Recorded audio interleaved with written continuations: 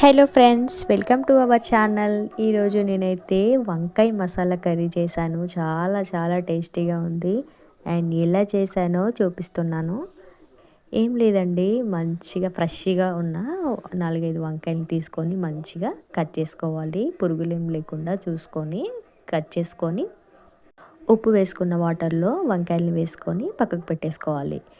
ఇప్పుడు ఒక 4 ఉల్లిపాయలు తీసుకొని దాంట్లో ఉప్పు కారం వేసుకొని మెత్తటి పేస్ట్ లాగా మిక్సీ పట్టేసుకొని పక్కకు పెట్టేసుకొని, ఇప్పుడు స్టవ్ మీద ఒక కడాయి పెట్టుకొని ఆయిల్ వేసుకోవాలి. ఆయిల్ హీట్ అయిన తర్వాత ఆనియన్స్ వేసుకొని మంచిగా ఫ్రై చేసుకోవాలి.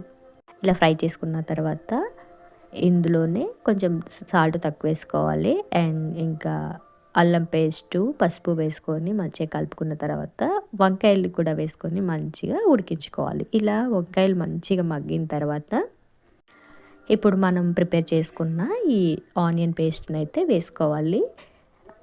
వేసుకున్న తర్వాత కాసేపు ఉడకనివ్వాలి. ఈ ఉల్లికారం వంకాయలకు పట్టేలాగా ఉడికిన తర్వాత పైనుంచి కొత్తిమీర చల్లుకొని ఒక 2 మినిట్స్ లో ఫ్లేమ్లో పెట్టుకొని ఉడికించుకుంటే ఎంతో టేస్టీ వంకాయ ఉల్లికారం రెడీ.